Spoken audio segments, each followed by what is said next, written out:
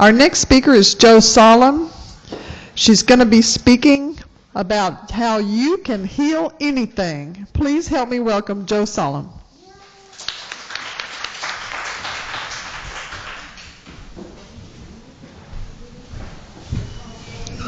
Hi, thanks for coming. I usually like to sit in a circle. I'm much more comfortable sitting when we're eye to eye. I don't like to look down on people. You want to move our chairs? And would everybody just come to the front? That would be really nice. That way I'm talking to everybody and I don't have to. Yeah, let's cozy up.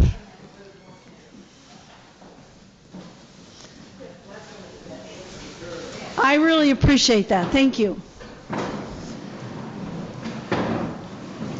And then I'm going to, once you get seated, I'm going to recommend, I'm not going to ask, I'm going to recommend that you give the person next to you a hug, whether you know them or not.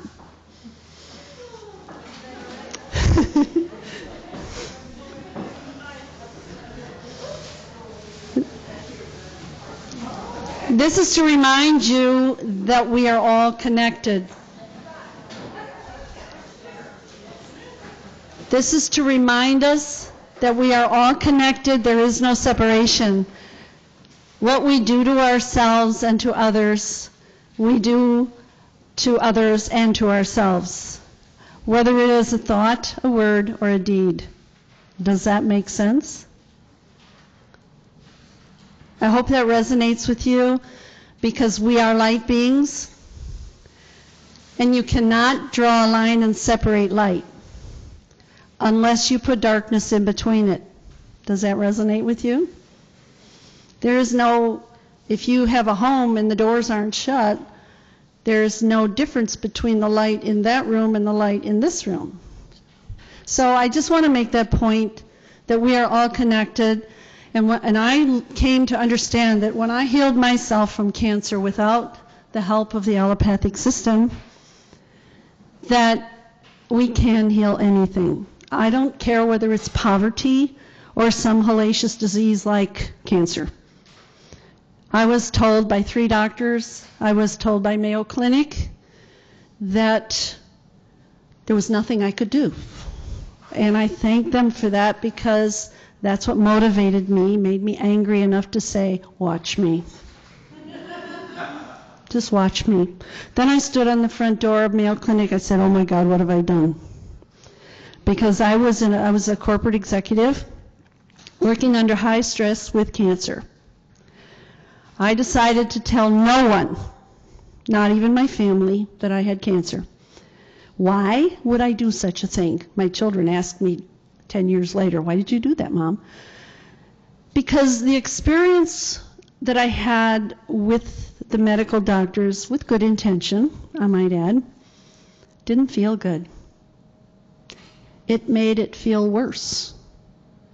And what resonated with me is if I was feeling worse, I was giving energy to the cancer.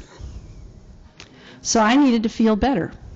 So I said, bring someone to me who can support what I've chosen to do and help me achieve what I have chosen to achieve.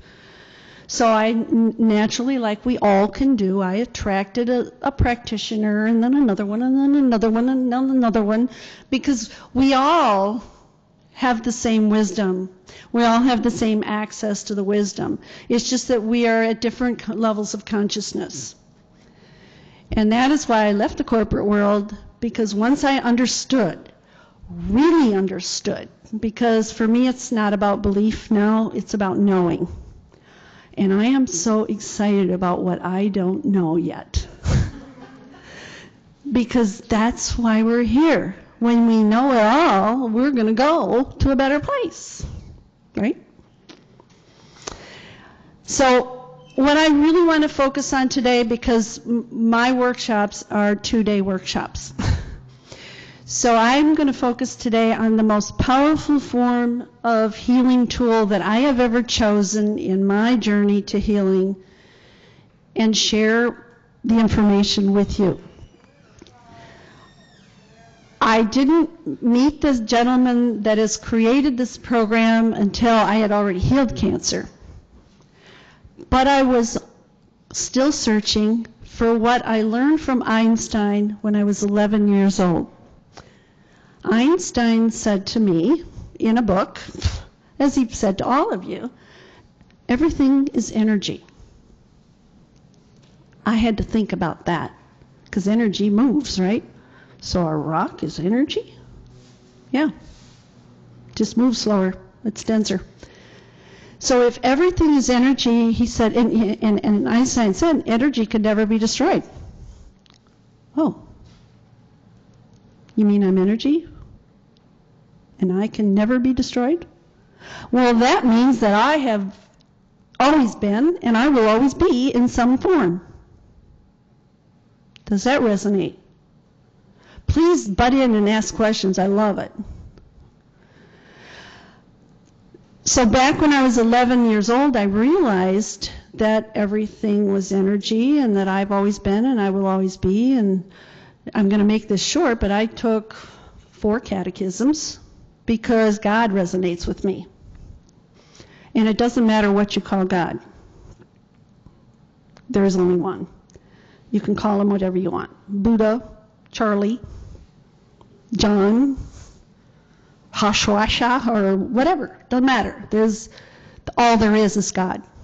And if God, I think you'll all agree with me that if you believe in God and you believe in energy and you know energy is light, energy is sound, energy is light, sound, what have I missed? What have I left out? That is the energy. That's the conclusion I came to. If we're light beings and we're sound beings, and then we are, and if God is everywhere, then I'm a piece of God. So I said, okay, if God creates only perfection, right? Anybody disagree with that? Then I am perfect. Unless I allow someone to teach me I'm not. Which is what the system does. The system teaches you to be codependent upon the system so that you can become a profit center or a legal drug addict. Well, because once you believe that healing is outside of you, I don't care whether you're placing your healing in a healer, because there are no healers. I'm not a healer. I've been called that, and I always tell people, no, you're the healer. You're capable of healing you. But if you're not doing it now, then you need more knowledge. You need some support. Because what you're doing is reprogramming the brain. And by the way, I channel my workshops. They're never the same. The topic is the same. But I just let come what comes. Because then you're letting the information that's coming from spirit instead of from my left brain, which is where fear lies. It's where the ego resides. And the ego wants to keep you here in fear. And I love humor because every time you smile, you raise your frequency. So I say, okay, my ego sits over here and talks to me all the time because my ego wants to keep me here on earth. And my angels sit on my right shoulder. So I always ask who's talking to me when I have a thought. And if it's my ego, then I forgive my ego and I move over to a way to be thankful for that thought. And that's kind of a hard one. Let me explain it by saying this. I learned to be thankful that I had cancer. Truly thankful, not just words. I am so glad I had cancer. Thank you for allowing me to say that because it raises my vibration and it increases my power to heal myself by you hearing me. I am thankful. I would be in the corporate world making a lot of money and sick as a dog. I left early, dropped all the money, walked away from it because I knew that it wasn't a good place for me to be anymore. I learned a lot. I'm thankful that I was there. Always want to be thankful for everything that you have manifested because you did it. That's a biggie. You're responsible for everything that you manifest in your life. Why do I say that? Because that's a hard thing. Let's say somebody was sitting in the room here with a critical disease. That's a hard thing to accept. Here's why I say that. If I tell you that you're responsible for your condition of your life, I'm empowering you. Because you do have the power to heal anything. Everything from poverty to cancer. And there's so many good teachers out there. And you walk into a room like that over there and you go, oh my God, there's so much here. Which one's right? They're all good. Find something that resonates with you. Don't jump from one to another. When something resonates with you, learn about it, believe in it, and follow it. And know it's going to work because you're the healer. It's just a tool. Does that make sense? Somebody? Because I don't want to talk above anybody. I want to make sure that everyone is getting it. I don't know if I'm going to pass around a picture for you to refer to. And the reason I do this is a few years back, Wayne Dyer said to Stephen Lewis, and they're going to have to share because that's all I've got, said to Stephen Lewis said, well, and this is the man's program that I'm going to talk about today. He said, he said, I'm a nerd, Wayne. He says, I can't do presentations. And Wayne said, if you need props, get off the stage. So I don't have props, but I do make that so you can see what I'm talking about if you choose to. I met Stephen Lewis 10 years ago now. And at the time, I no longer had cancer, but I suspected, because of what I know from Einstein, that I still had the frequency of cancer. And I know that everything is a frequency. And I also have learned from several other teachers that that frequency came from an experience, an emotional experience of bitterness. It might have been an ancestor's, and then I continued to build on it in my lifetime. But all cancer is related to an emotional experience of bitterness that has been buried down into the subconscious. And you, by the choices you make in your life, emotionally and spiritually, you either manifest it or you don't. But there is a known fact that if we live long enough, we will all succumb to cancer, except for me. I have no frequencies of cancer. It only took about 5 months on the program, and I no longer had the frequencies of cancer, which means I would have to work very hard to manifest it again.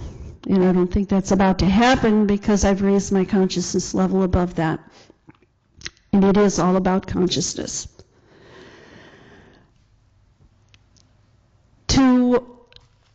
To take you a little further with using more senses, you know what our senses are for.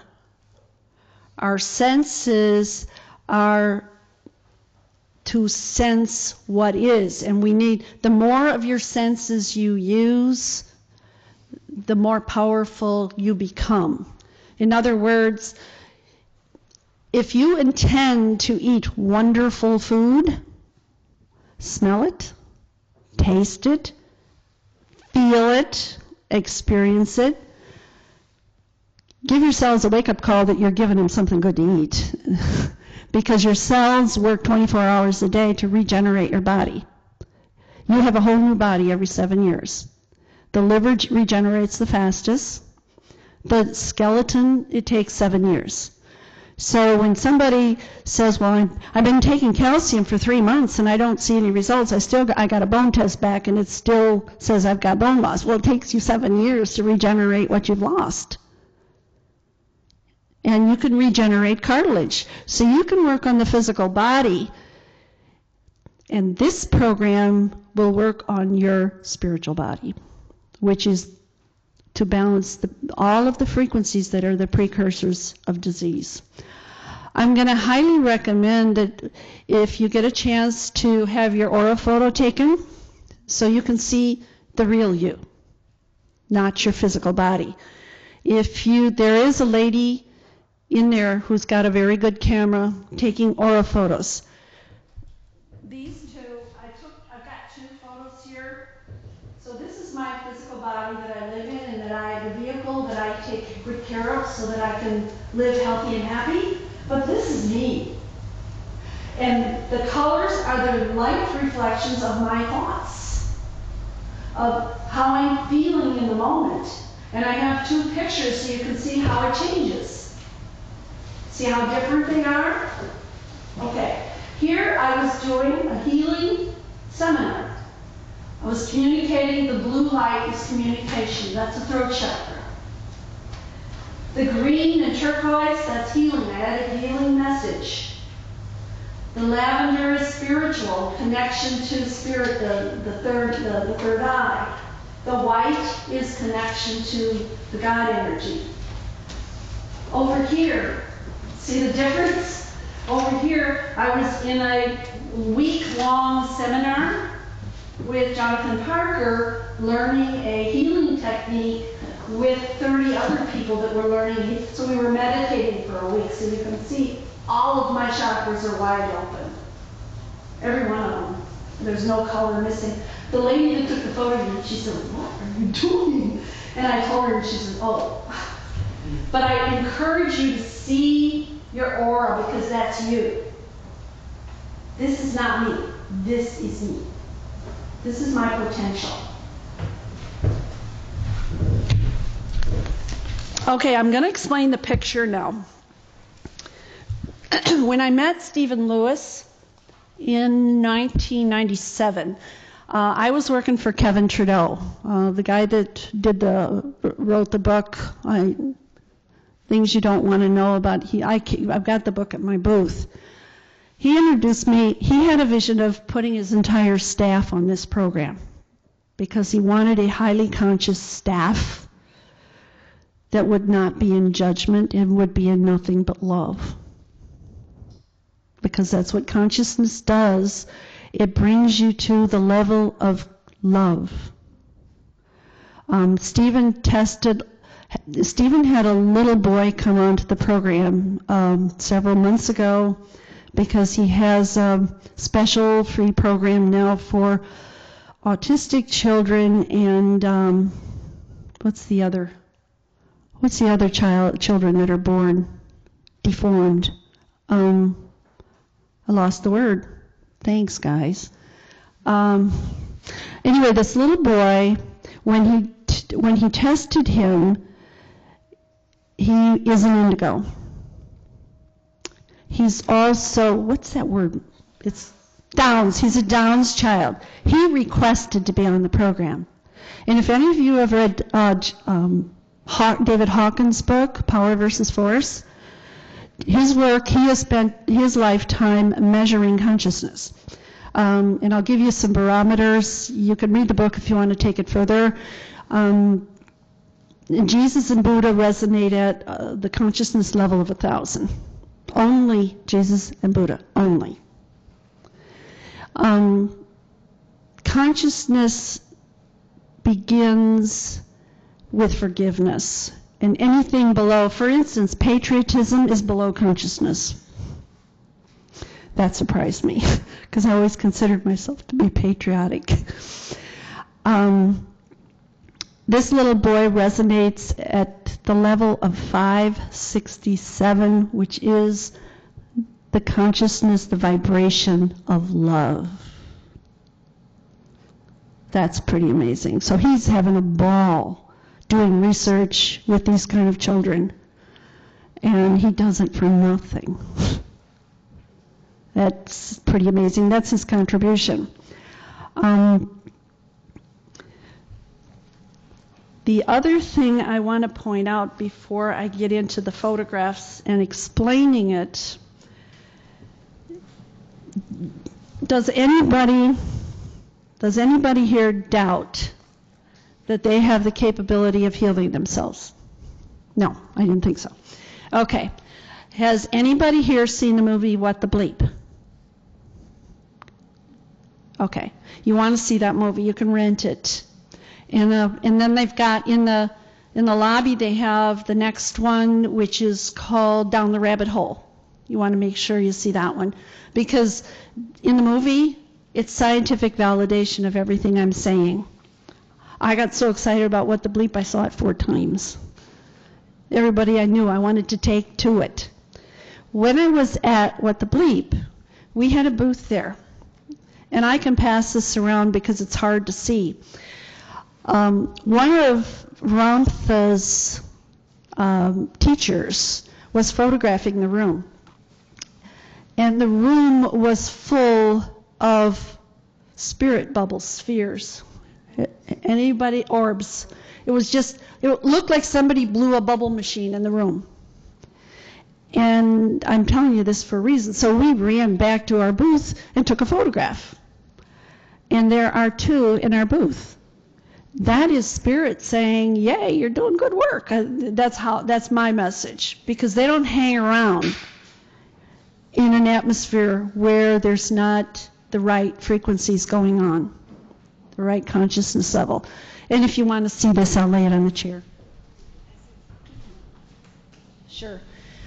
Then I remembered, I took my family to Europe a couple years ago, and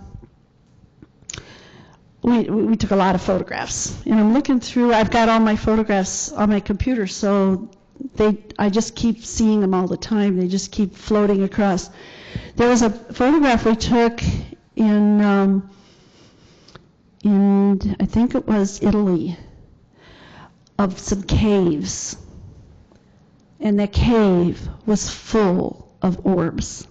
It was the same thing, and I just got goosebumps. I love looking at that picture because it raises my vibration.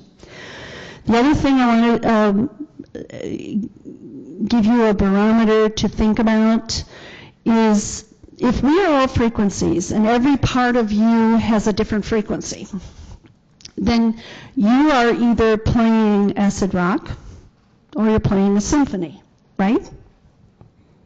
If you are a frequency, frequency has sound and light. So you're a light being and you're a sound being. And depending on your thoughts, you're either playing acid rock or a symphony. If you're playing acid rock, is it a surprise that you're going to attract other people that are playing acid rock? I.e. divorce, divorce, divorce, relationship problem, relationship problem, relationship problem. So what we have to do is learn how to play the symphony if we want to change anything in our lives, like relationships. And I mention relationships because that seems to be what the 2 things that people complain about the most are relationships and money. There's enough bounty on the earth for everyone to be wealthy. But until humanity believes that, we're going to be in the condition we're in today.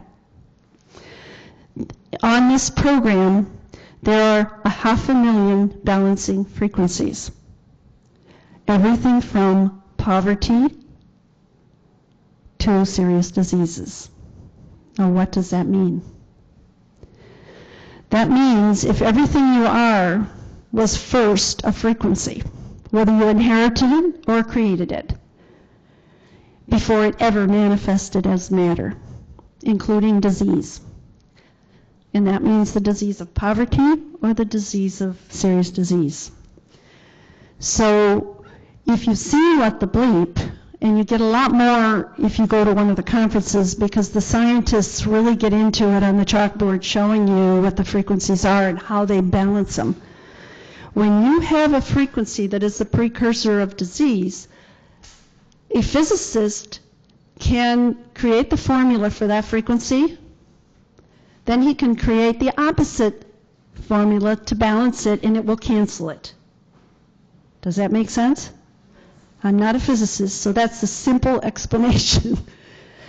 What Stephen Lewis does, if you look at those pictures, the picture on the top is where he is checking someone's photograph to see if what frequencies, what life force that person has.